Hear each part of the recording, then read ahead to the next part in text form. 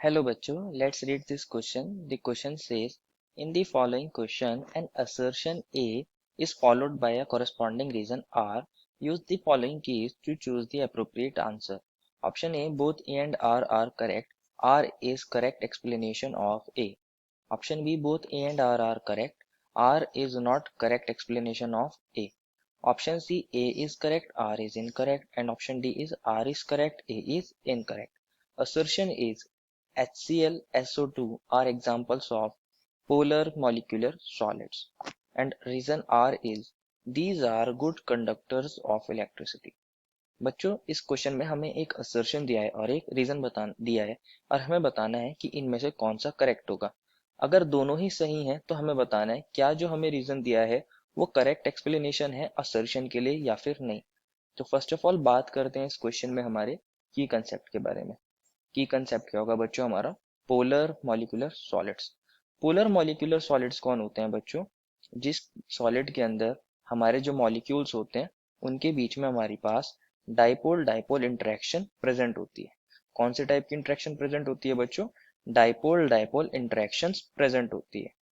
अगर हम बात करें हमारे HCl और SO2 के बारे में तो HCl के अंदर क्या होता है बच्चों?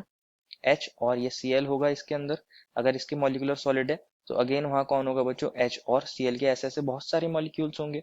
तो क्या होता है बच्चों हमारा Cl ज्यादा इलेक्ट्रोनेगेटिव होता है हाइड्रोजन से, तो Cl के ऊपर स्लाइड नेगेटिव चार्ज और हाइड्रोजन के ऊपर स्लाइड पॉजिटिव चार्ज। इसी तरह इस वाले हाइड्रोजन के ऊपर भी स्लाइड पॉजिटिव चार्ज और हमारे Cl के ऊपर स्लाइड नेगेटिव चार्ज। अब क्या हो गए हमारे यहाँ डाइपोल्स क्रिएट हो गए और इन दोनों डाइपोल्स के बीच में क्या होगा? Dipole dipole interaction. इसी तरह इनकी इंटरेक्शंस आगे भी कंटिन्यू हो रही होंगी। तो बच्चों यहाँ पे डाइपोल डाइपोल इंटरेक्शन प्रेजेंट है तो ये हमारा पोलर मॉलिक्यूलर सॉलिड हो गया है। अगर वहीं हम बात करें हमारे SO2 के बारे में तो SO2 के अंदर भी क्या होता है बच्चों? हमारे पास सल्फर के पास ये S डबल बॉन्ड हो और ये S डबल बॉन्ड हो और इसके पास यहाँ बच्चों एक लोन पेयर होता है।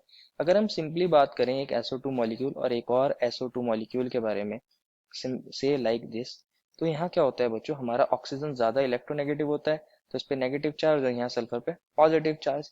इसी तरह यहाँ पे भी नेगेटिव चार्ज और यहाँ वाले ऑक्सीजन के ऊपर भी स्लाइड नेगेटिव चार्ज और इस वाले ऑक्सीजन पे भी स्लाइड नेगेटिव चार्ज और सल्फर पे स्लाइड पॉजिटिव चार्ज।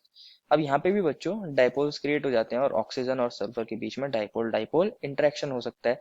ये इंटरेक्शन फर्दर कंटिन्यू हो सकती है।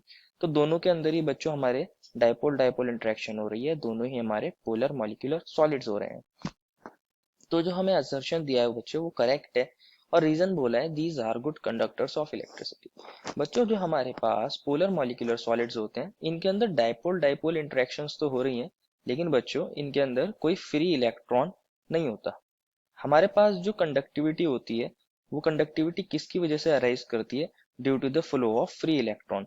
लेकिन हमारे पास जो हमें ऑप्शंस दिए हैं HCl और SO2 इनके अंदर बच्चों फ्री इलेक्ट्रॉन्स नहीं है। फ्री इलेक्ट्रॉन्स नहीं है तो ये कंडक्टर्स नहीं होते, ये एक्चुअल में कौन होते हैं? इंसुलेटर्स।